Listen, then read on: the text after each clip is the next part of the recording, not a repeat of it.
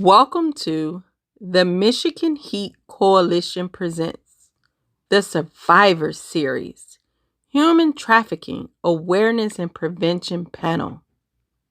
Today, ladies and gentlemen, you will hear from the real experts, the true experts, the survivors.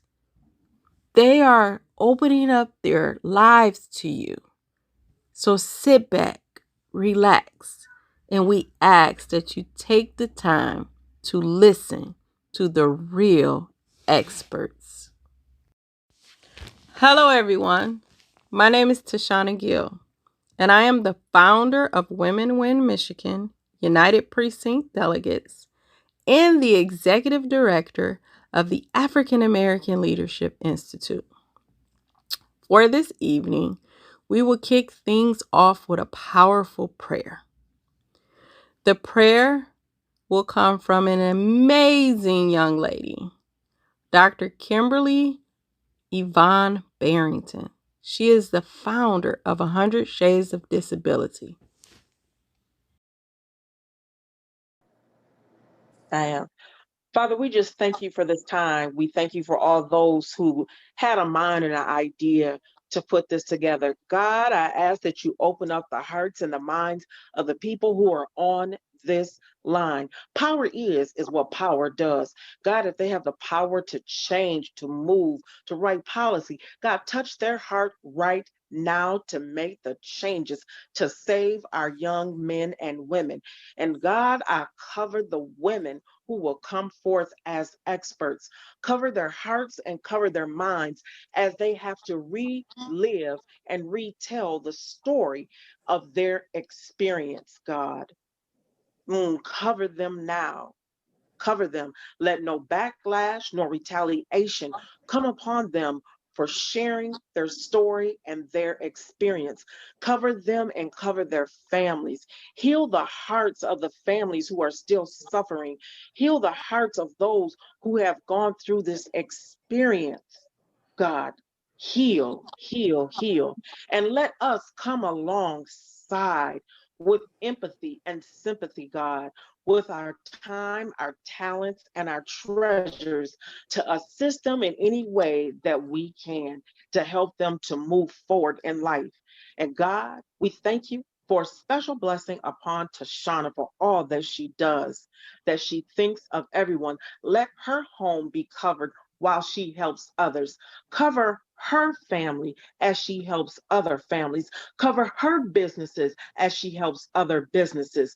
And we call it so in Jesus' name. Amen.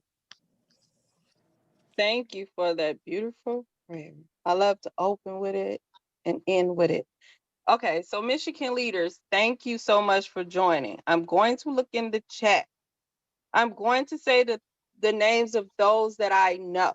If you are an elected official and you're on this call representing someone, please let us know. We will start with Miss Tara Defoe. I don't know if she had to jump off. She was representing Mayor Mike Duggan. Are you there? She was trying to get on a plane, so I think she'll come back on. So I'm going to go down the list and acknowledge the elected officials that I know. And you can all say welcome. State Representative Stephanie Young. Well, good afternoon, everybody. So grateful for you, Tashana, continue to lift up this very important issue. I'm just, still taken aback that this is something that we have to talk about in the United States, but we do. And I'm here to lend my voice, that of my office, to make things better for men and women caught up in this. So thank you to you, Tashana, and to those who will be speaking on today. Bless you all. Thank you for joining us and taking time out of your day. We have Commissioner William Davis. Do you want to say anything? Good afternoon. It is a joy and a pleasure to be here. And I know this area needs a whole lot more attention, and especially in so much that Detroit, Michigan, and Michigan in general is a major center for human trafficking.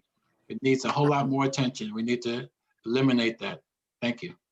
Thank you for joining us. We have County Commissioner Chair, Alicia Bell. Would you like to say a few words? Good afternoon, and thank you so much, Shoshana, and welcome everyone. As was mentioned earlier, this is such an important topic, and I am so grateful that you are shining a light on this. I want to give blessings to those who are survivors of this, and just know that we are working diligently to do all that we can do to eliminate human trafficking. So thank you for what you're doing, and please look forward to some initiatives that I will be bringing to the Wayne County Commission concerning this topic. So again, bless everyone, and thank you for bringing a light to this very important issue. Thank you. Thank you. You join us and support us for all cause. And the same goes for Stephanie Young. Thank you guys for always showing up. Oh, we have Commissioner out of Oakland County, Janet Jackson.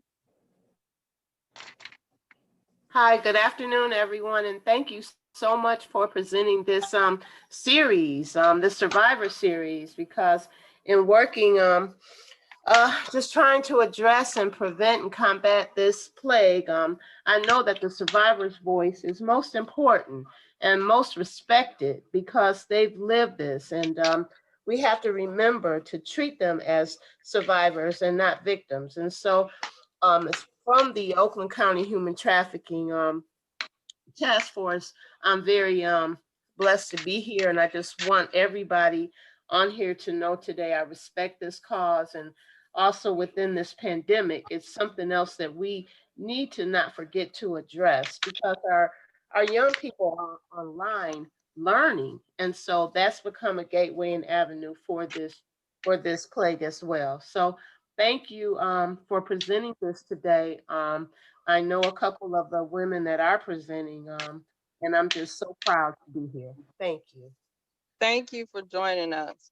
And we have representatives from they won't speak. We have Joel Jones, Office State Representative. We have, and I'll announce them throughout the day. I mean, throughout the call. The day is too long. Throughout the call, and we also have somebody on here from Mayor Duggan's office. But we have a number of state reps that did not make it, but they have someone, their staff, sitting in on this call, ladies. So that's pretty exciting. So they can take notes and take it back to them. Next up, sorry about that. What's next? I want to present to you our committee chair. When we asked who will want to chair this committee, before I can finish the sentence, she said, "I'll do it, Miss Ivy Nicole." Hi, thank you so much, Shoshana, for everything. First of all, for just allowing me this platform and just trusting me to be able to lead and just do what it is that I've been trying to do for so long. Thank you. So everyone, welcome again to the Human Trafficking Committee. This event is like no other, I promise. What you're going to hear today is something you've probably never heard before. So I want you to think that everything that you thought you knew, to erase that. And today you're going to hear the truth, because today you're going to hear from the survivors themselves, as far as what needs to be done as far as policies and the recovery process. So this event, this meeting is very important. And I thank you all for joining. Just a little bit about me. I am a social worker. I work in mental health. I started off working with at-risk girls, from Alternative for Girls to Vista Maria. That has been my heart forever, just to work with the at-risk population. I'm also the founder of Let's Have Girl Talk mentoring program, where I do a lot of prevention work around trafficking, telling them stay off Instagram, stay off TikTok, stay off all of these social media sites that can possibly get you caught up, pretty much. But before that, prior to all of that, a lot of people don't know, but some people do, that I was indirectly exploited. Working in a strip club, being in the exotic dance entertainment world, for longer than I expected to be. And I seen a lot of things in there. And from there is when I decided to kind of put everything together in a puzzle between everything that I experienced, everything that I learned in the books, and which inspired me later to run for office and to hopefully change policies and to write laws. So we are going to actually um, get into this. And our first presenter we have is one of my best friends in the whole wide world, Miss Alice J.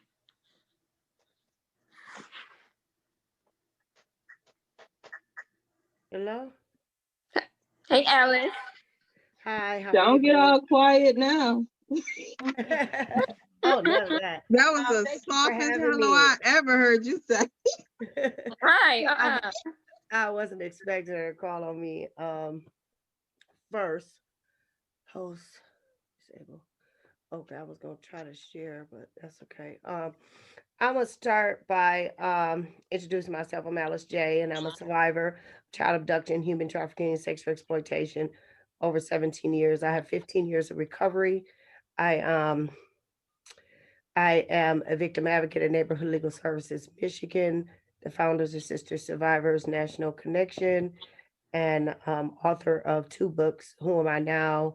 Workshops, which I work with hundreds of survivors throughout the city, and also Out of the Darkness, which is my personal story. Um, why I come here today is there's a few things that we need to clear up, and I think that a lot of the survivors on this panel, and I want to start by saying that survivors on this panel, we have about 50 years of recovery experience, just recovery, and if you add the actual time we were in the life, you have over 100 years of wisdom and knowledge on this topic, and we work with thousands of women, and that in itself is why we need to be heard. um I wanted to start by saying that there's this myth um that survivors are, there's sex work, and then there's sexual exploitation, and then there's human trafficking, and that there's some big disconnection between the two, and sex workers have rights and all of that, right? But at the end of the day, right, am I going to go to an alcoholic and ask an alcoholic who's on the street corner drunk how to help a person stop drinking? No, I'm not. And and when you look at it in that sense, that we're all one. I don't I work with women who are, and men, and transgender, who are still in the life every day.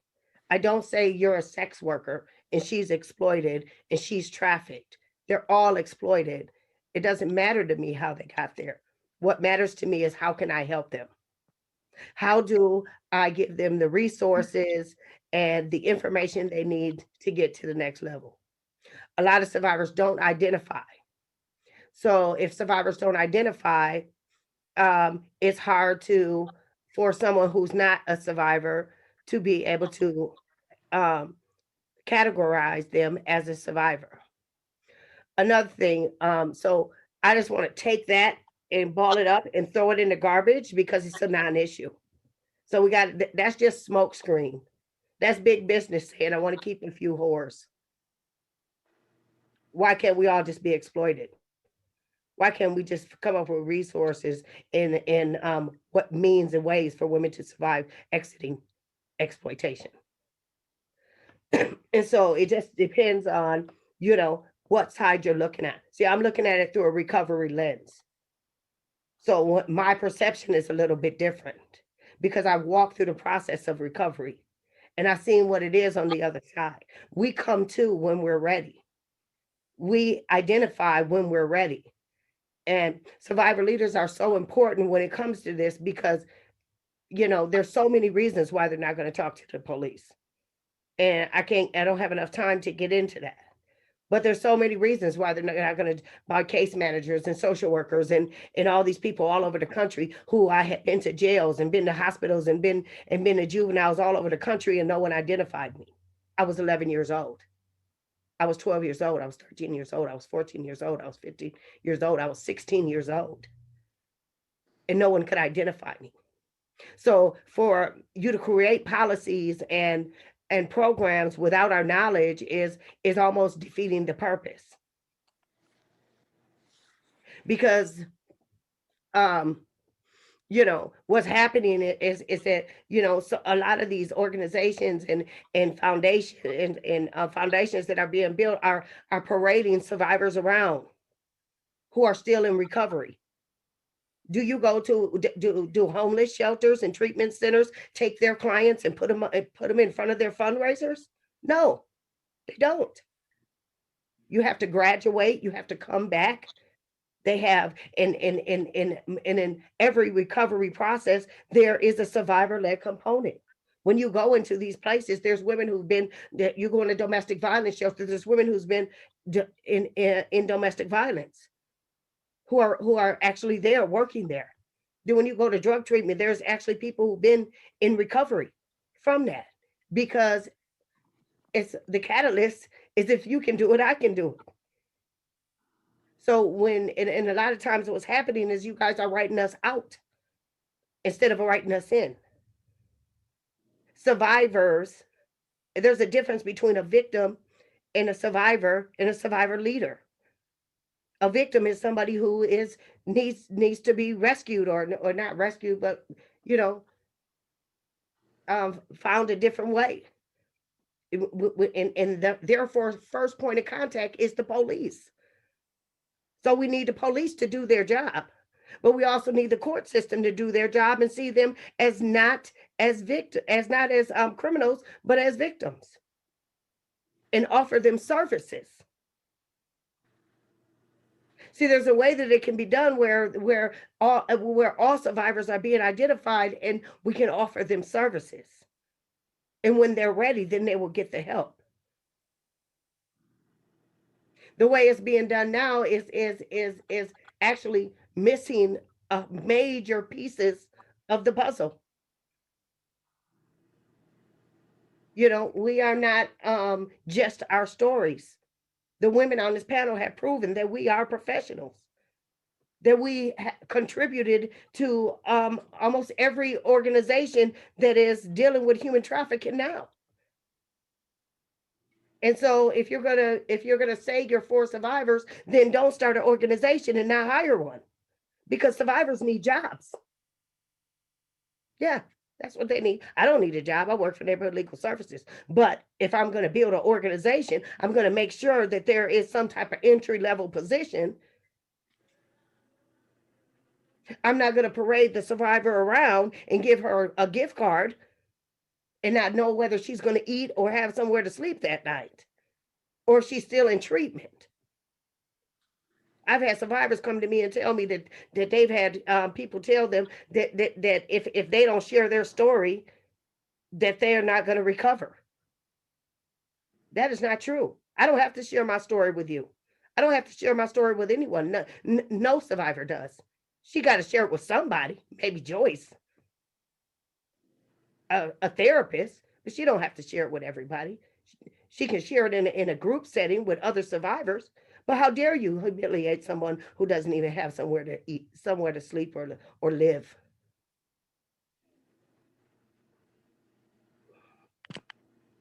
And at the end of the day, there's no big battle. Big business is gonna say that sex work is a thing. That's what they're supposed to do. It's up to us who have knowledge and understanding that there's a process to recovery and a way out. They have to say, okay, well, how do we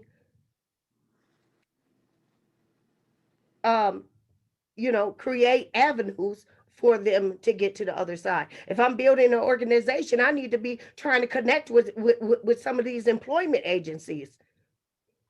They have the what is that? The offenders program where they give companies grants for jobs, hiring people been on parole or coming out of prison. We need to get something like that going. Let's stop the smoke screen and get to the subject at hand. Thanks for letting me share.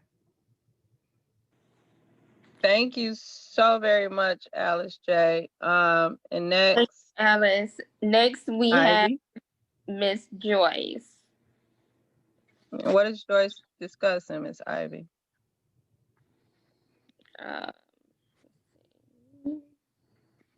Decrim. Decrim. Miss Joyce? Joyce? Are you there? Yes, I am. You have to tell them the topic that you're discussing too. I am going to talk about decriminalization and this new policy that is being pushed by the Washtenaw County prosecuting attorney.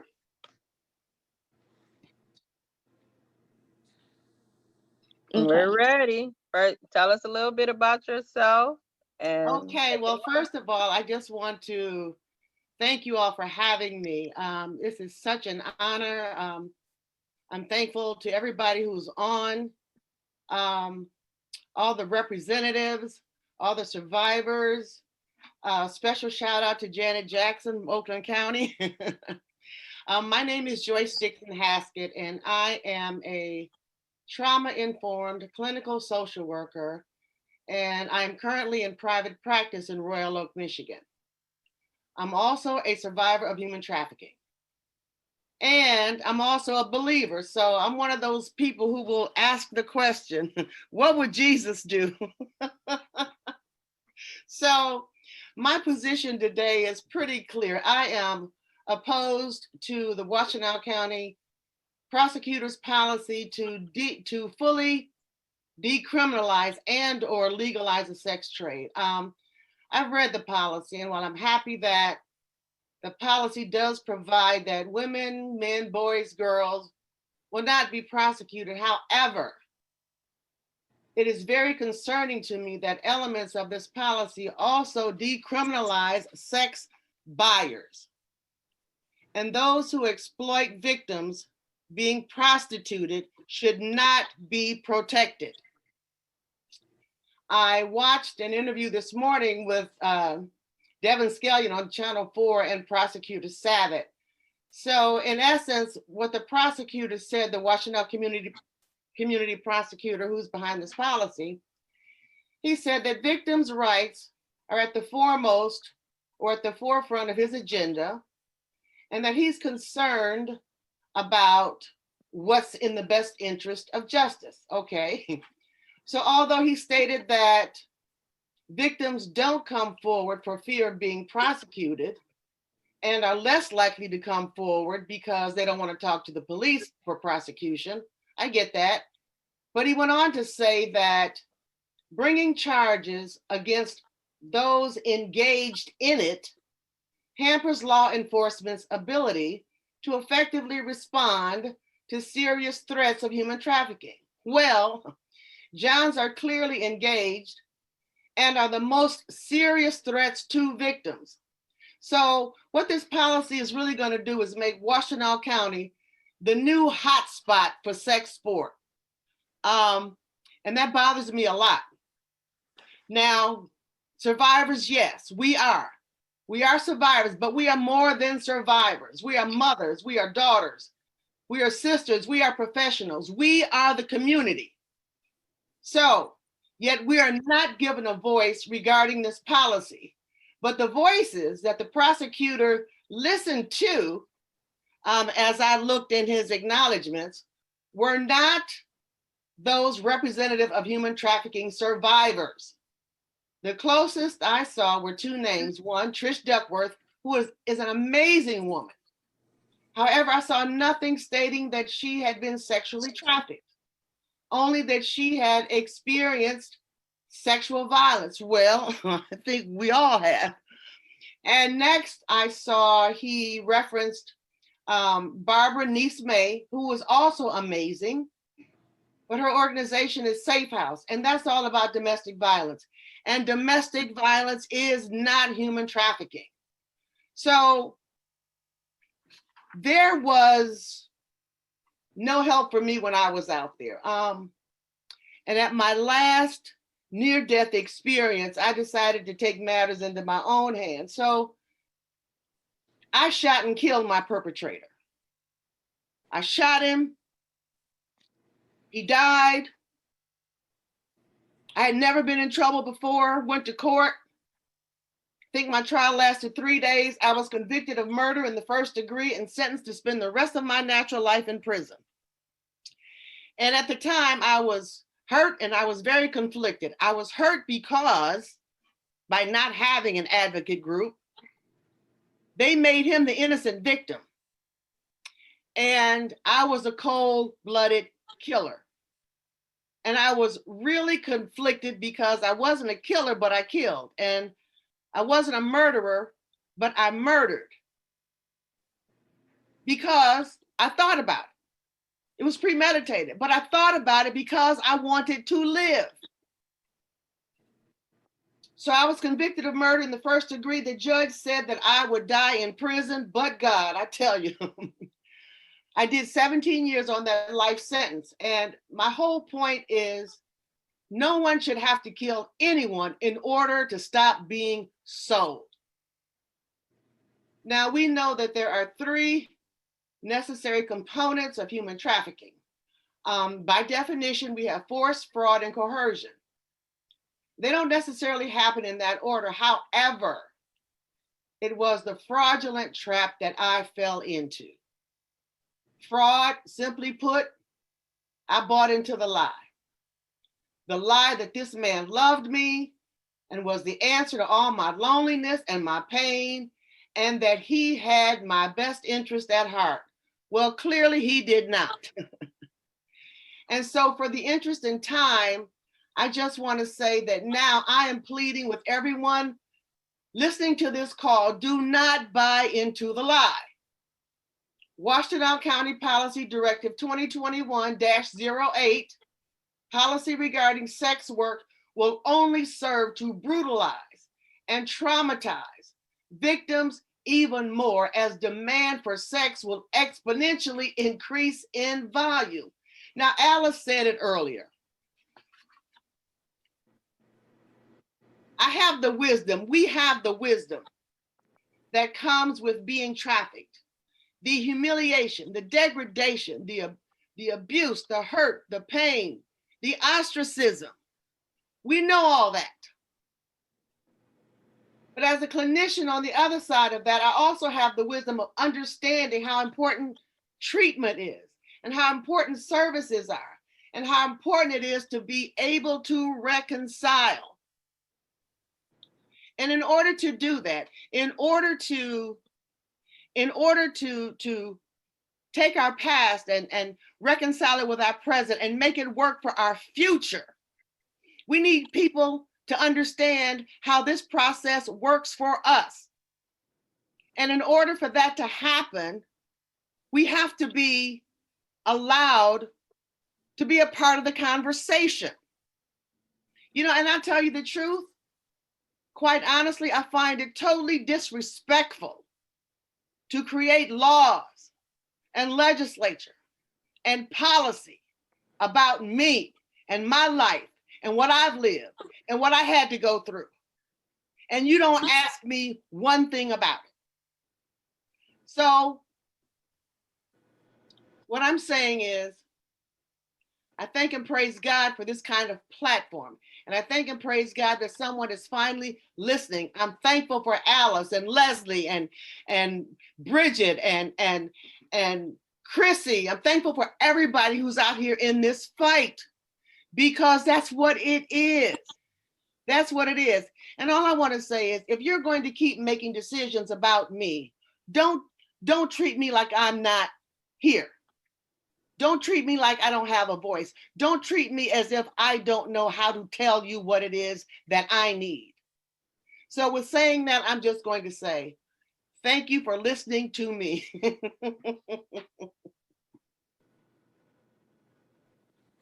Thank you so much, Miss Joy. So up next we have Chrissy speaking on. Wait, Ivy. Okay, I'm sorry.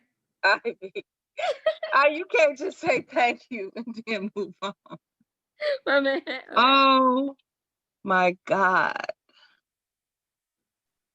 I mean, I don't know.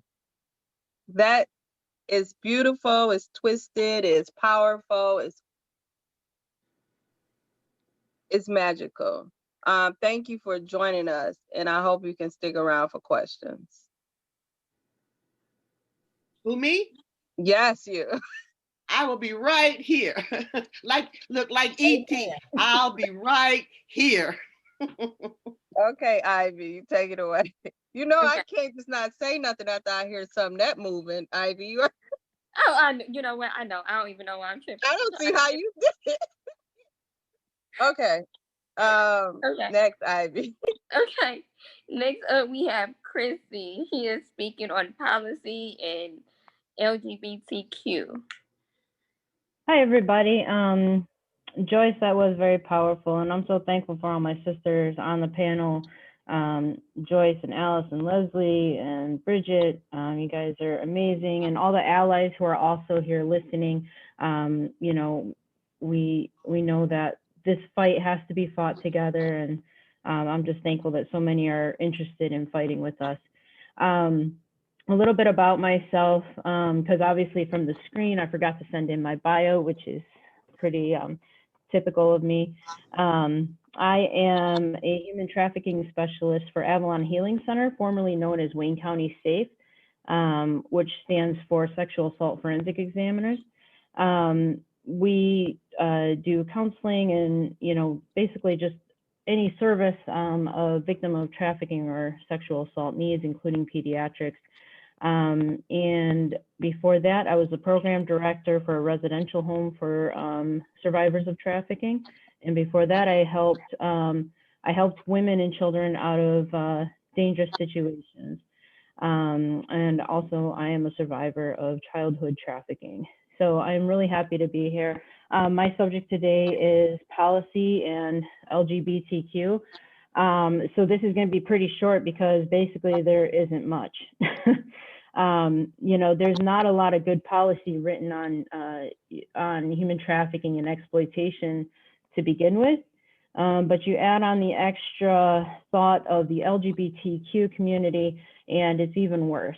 The resources for this population is extremely scarce. Finding help for transgender survivors is very difficult. And when we think about the youth, so over 40%, I believe the statistic is 46% of homeless youth are in the LGBTQ community. So this puts them at such an extreme risk to be exploited because they are trying to figure out how their basic needs can be met. And they are vulnerable because of lack of family connections, because a lot of them get disowned and ostracized from their own family and friends when they come out. So policies need to be written and resources need to be given for this population, like at an extreme rate. One of the bigger issues is an issue of the heart. It's an issue of the spirit. It's an issue of perspective and the way humans look at other humans. So I'm a Christian, I'm a believer. I praise Jesus every day for what he's done in my life. And I commend churches and Christian communities who get involved in this fight with us, but we got to do better. When you see a transgender survivor of trafficking, you shouldn't see that they're a transgender. You should see them as being victimized and exploited out on those streets. And I'm sorry I get emotional about this, but I've seen so many be mistreated simply because they're in this community. And it's really a sickening thing, because I guarantee for all you believers on here, y'all should know that God doesn't see that. God sees that person's heart. God sees that person as a child of his. And the mistreatment of this community has been disheartening and sickening for years. And there's no policies, there's no oversight, anywhere. There's nobody going to these organizations, holding them accountable for how they're running their organizations and how they're treating survivors and the services that they're providing. There's the residential homes. There's nobody going and auditing these residential homes. We don't know what they're doing with our survivors in these residential homes. How scary is this? So I'll just end with, we need to do better. This community, especially in terms of the youth, is so vulnerable, and trafficking and exploitation has not enough policy to begin with, but like I said, you add this one thing on and it puts them at such a high risk for violence. And this, what Joyce was talking about with this, the Washtenaw County prosecutor, he wants to decriminalize in a college town where there's a high level of LGBTQ community, there's a high level of vulnerable youth. And I hope that everybody on here jumps on this bandwagon of talking to this man about the issues that this is going to cause and the violence that this is going to cause. Because once those youth get into that car or they get into that hotel room, it is out of his hands. And it's going to be on his hands when they are hurt and shamed and mentally abused and physically abused and sexually abused. And the amount of torture that happens to this community is just sickening. So we need to put a call out to politicians and service providers, and especially to Christians and to churches, to take these people in and love them just like you'd love everybody else. And that's all I got to say about that. Thank you guys for having me. I really appreciate it. And I can't wait to hopefully work with more of you.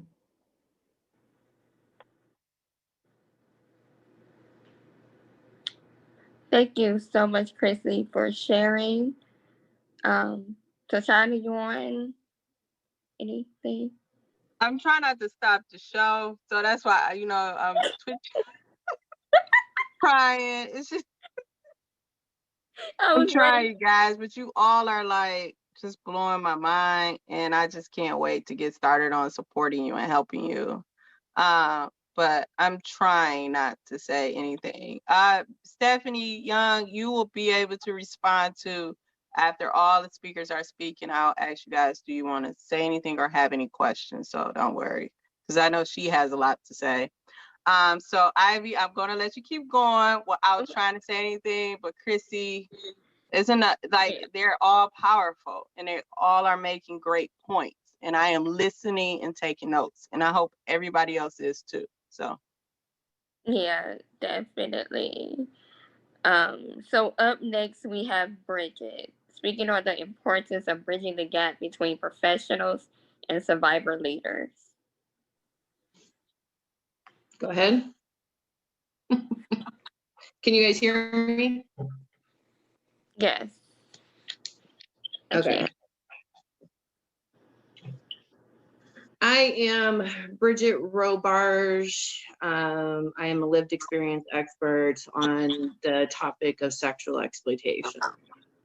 I can't give you guys my whole life story because we'd be sitting here for another 8 years or plus. I do have a bachelor's in social work, and I also have a PhD in street. I am a adult survivor of human trafficking. I was trafficked from the age of 21 to 27 years old. During my experience, I do have a child that is by my trafficker, which made it extremely hard for me to make the decision to get out of the situation that I was once in. And I exited the life in October 2012. Once I made that exit, and I say the exit because nobody rescued me, nobody came in and saved me. I had to make a life decision to get out of the situation. A little bit more about me. I am a board member for the Michigan Human Trafficking Health Advisory Board. I have done work with the Michigan State Housing Development Authority on housing and trafficking. I have also done work with the State Child Protective Services on creating the protocol for CPS workers to utilize in their investigations. I have done numerous of projects, and I'm one of the leading advocates here in the state because I have done work with so many different entities and cutting through the red tape that I have to spend most of my time doing in order to get services for survivors of trafficking. I currently am working with an agency and overseeing about 20 youth survivors of human trafficking. And when I'm not there doing my 9 to 5, I am at home working with adult survivors that need services as well. I have been out 8 years, and my advocacy started with myself. When I exited, I was legally identified as a victim of human trafficking through law enforcement. And I was also told when I exited that there was all these services and help and all this stuff available for me because now I'm a victim because I was identified as a victim of trafficking. Long story short with that, it was false. It was false information. There were no services. Back in 2012, there was only a handful of agencies that said they did work in human trafficking, and I had to go find it. And there was a particular group, a task force, and they had about 17 members at the time. And I went down the whole list, and I was told, you know what? We're just an awareness group. We don't actually work with survivors. Who was I supposed to turn to? I'll never forget the day when I made a call. As I was calling down this list, I'm in need of assistance. There was only one home back then, which was Leslie's, and I reached out to her. The only thing that stopped me from going to her home was because I had a child with me. I scraped, I clawed, I called all over the nation. I called the White House. I emailed the White House. I emailed the Department of Justice. I went through all of this stuff, all the while of waiting 2.5 years for this person to be arrested.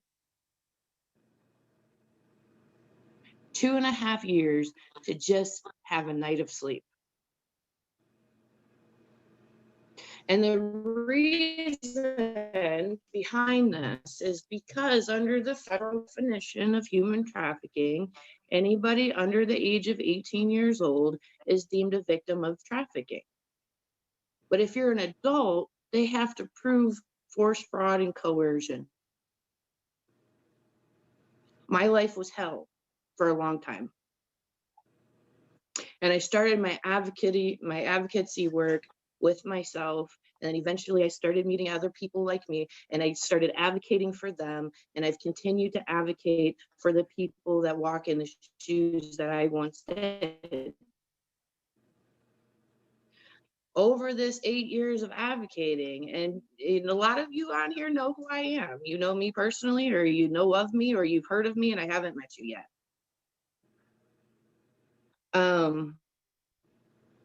I have watched talk forces, and I call them talk forces, not task forces. And if you're offended, it is what it is. We have many talk forces around our state that meet monthly to talk about human trafficking.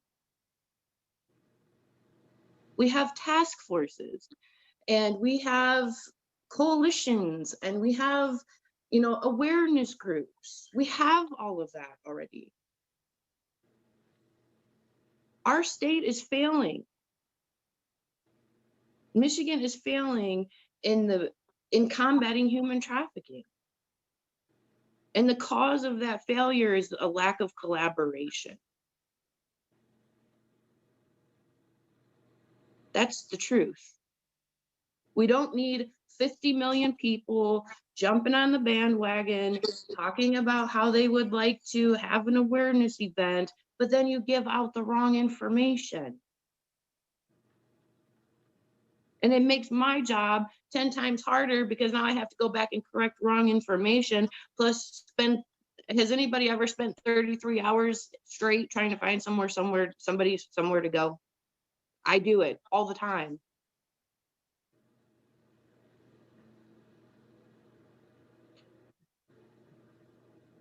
People are creating policies, procedures, laws, grant funding, and we're nowhere at the table. I have worked alongside agencies that received federal funding for human trafficking services, and in their grants, how they write it, the agency can't purchase the person food. This is what happens when you don't bring the experts to the table. You're missing a lot of the key things that survivors need because you're going off of what you think we need.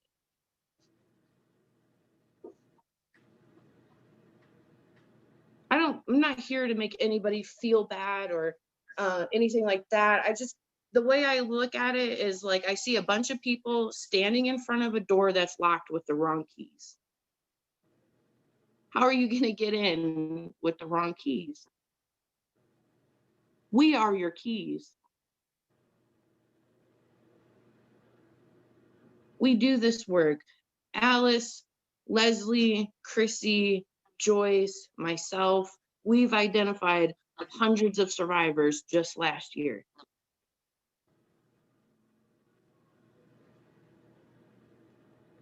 We matter and we're more than our stories.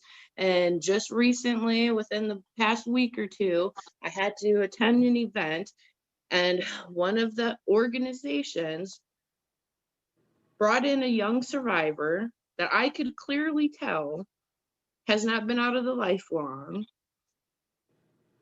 The agency goes on ahead and, shares what they do and the work that they do, and then they put this young lady up there to speak.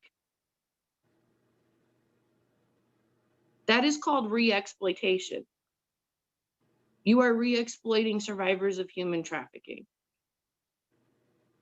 If you're doing the work and you're doing the work correctly, your name will show, your numbers will show. I don't have to go pull the 19-year-old young lady that I'm working with right now to have her sit in front of everybody and present her story to make it look like I'm doing my job correctly. I do my job. And when I see my fellow sisters and my brothers graduating from high school, graduating from college, going on and getting their first place to live that they can call their own, that's my thank you for the work that I do.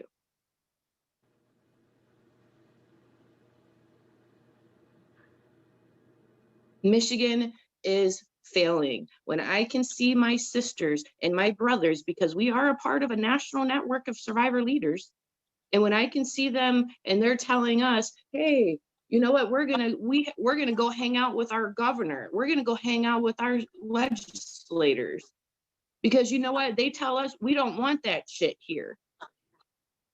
They're working alongside their survivors in combating human trafficking. But then when my sisters and my brothers call me and they say, hey, what's going on in your state? And I have to be honest with them. It's a shit show. It's embarrassing.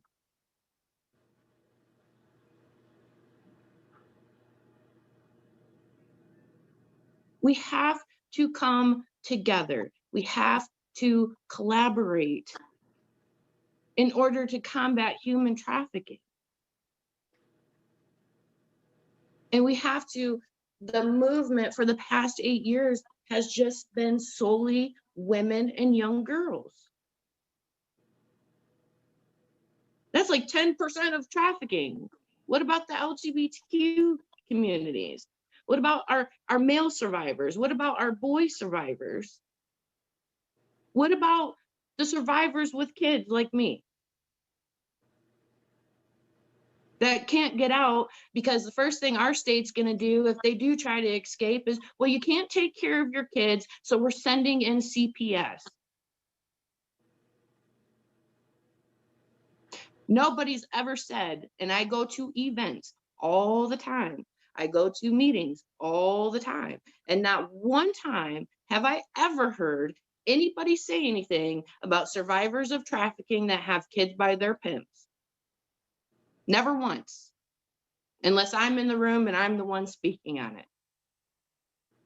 We are missing the bigger picture of ending human trafficking. So I ask you all, and I thank you all for being here, but I ask you all to please let us give you the keys to actually ending human trafficking in the state of Michigan. Thank you.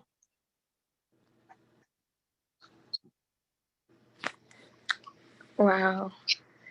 Thank you so much, Bridget, for that. And yeah, it is important to be able to have a seat at the table.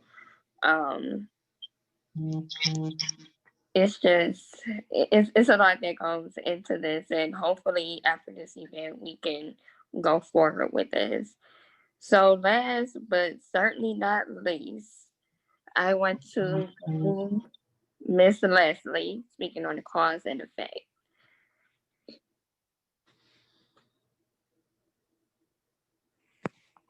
Hi, everyone. First, let me start off by thanking every one of you for coming. And I want to say to my survivor sisters, you did that. You ladies did that. And I'm so proud. I'm about to cry. But I'm so proud to stand beside you guys. Awesome. My name is Leslie King. And I think I'm correct me if I'm wrong, Joyce or Chrissy or any one of you, but I think I'm the very first person to scream out about human trafficking and sexual exploitation. And that was in 2001, before they even had the word human trafficking and sexual exploitation. I was boots to the ground. I also have 2 recovery homes for women. They can be there up to 2 years. And we are the very first survivor-led, peer-mentored program in the state of Michigan. Our social workers are survivors. The women that work in the homes have been through the program and they're survivors. You can tell by looking at me, I'm boots to the ground. I like going out doing street work. I like going out handing these women blessed bags and hugging them and just telling them how much they're worth. See, everybody is talking about awareness. Aware of what? This has been going on since biblical time. I'm sorry. And everybody, it's redundant. Everybody keeps talking about awareness. When I'm doing outreach and I've been a corner and there's a lady down on the ground and I have to jump out and make sure she's still living. Or if I got to tell a mother that her daughter is dead. See, I talk about cause and effects because, see, there was a time when I was a little girl that had hopes and dreams. But at the age of 8, somebody took that from me. I was raped by my cousin and told if I said anything, my father would kill my mother. See, my father was already an alcoholic, beat my mother for breakfast, lunch, and dinner. See, I'm going to show you the making of a victim. See, they got these barcodes and tying them up, and no, that's not how it goes. I'm on the outside looking in because the color of my skin.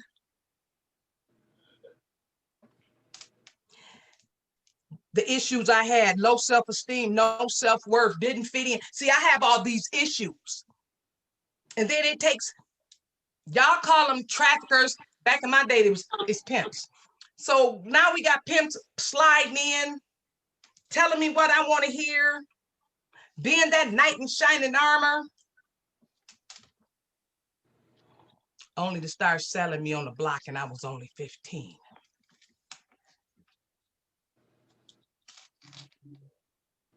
I was sold for over 20 years, right here, Grand Rapids, Detroit, Ann Arbor, Ohio, statewide.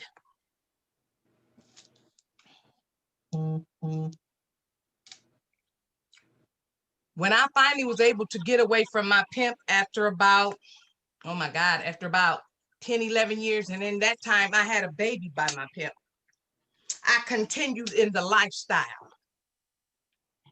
And everybody was like, well, why? Duh. How can I do something different if I didn't know how? And then I'm getting high on top of it because I don't like to think and I don't like to feel. I'm being called names, whore, prostitute. I'm being called all these names. I'm being shot, stabbed. I've been raped so many times. I thought it was just part of life. And I go to the hospital and I'm in and out of consciousness and I hear somebody say, well, if she hadn't been doing what she was doing, this wouldn't have happened. I would rather die on the side of a highway to sit in the hospital where they're supposed to help and hurt. And I'm building a wall like Waco, Texas. See, my family wasn't like the Brady Bunch and the Partridge Family. And that's what I thought life was, but that didn't happen for Leslie. And then the mind is powerful. See, then in order to survive out on them streets, yeah, I'm from the streets. I had to make it be okay in my head because then I had to flip it so prostitution can give me a sense of power and control in order to survive that jungle. Every time I got in a Trick's car, it was a 50-50 chance I was coming back. I'm voiceless and I'm faceless. But who cares? As they say, I'm a whore. Who cares? But they forgot I'm somebody's mother. I'm somebody's sister. I'm somebody's daughter. I am a human being. The cause and effects. You see the effect. What was the cause? Take the time to see what the cause was, not what you want it to be or what you think it should be. During this time, all these years, I've had people befriend me to get my story and turn around and start an organization off of my story. And I'm sitting in the audience and I see and hear little bits of my story and little bits of my saying. Do they understand that's plagiarism? We good for you to take our story and re-victimize us with it so people can get all this grant money. I tell my sisters that's called white collar pimping all day long. And I see pimping when I see it and I know what it is. The game stays the same. The players just change. That's all that is. But don't think that can't happen to you or yours because now they have technology and technology is a bad dude. I'm out here on these streets saving lives the best I can. I'm mentoring to young girls. I have homes and I'm getting ready to open up home base. Home base is a 24-hour shelter and people was like, why 24 hours? I tell them pimping don't never stop. Pimping don't never stop. There's no time clock on prostitution. Pimping don't never stop. And I tell people, quit using the word prostitute. We have names. Prostitute is a label. And every time you put a label, there's a negative connotation in your head with that label. My name is Leslie and prostitution is what I did. That's a verb, that's an action word. And then we got these organizations having these women up there telling them their story and they're not healed. And then I hear a lot of orbs, well, we got to say information from her. How can she give you the truth when she don't know the truth yet? She hasn't even healed. She can't give you what she don't have, but she can give you what you expect. We've been in servitude all our life. So that's what they do.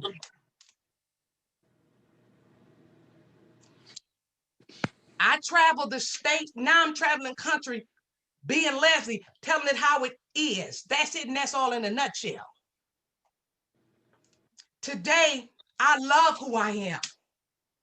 When I asked God, why did he make me black, white, Indian, and Puerto Rican? See, that used to bother me when I was a little girl because I was so light. It don't bother me now because little did I know that that would be all the generations that I would be ministering to. Hi. So when I look back over my life and I ask, why me?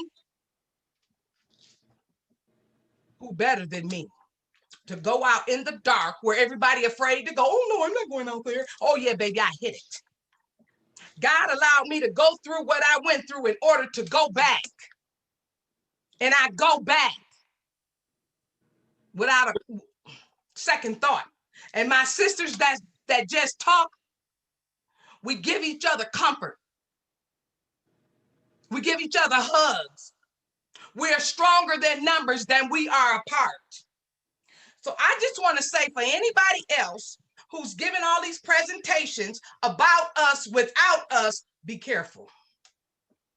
Because I'll be at every presentation. But you can't talk about me without me. Y'all stay blessed. Thank you. We would like to say thank you to these courageous women for sharing their powerful and impactful stories with us.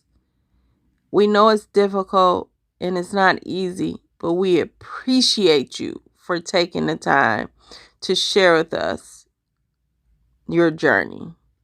I want to thank all of the elected officials who jumped on to just listen, to hear them, and to understand. And lastly, Ivy Nicole, thank you for leading this amazing committee. Thank you for stepping up, and thank you for helping to put this meeting together. This is so powerful, and we appreciate you.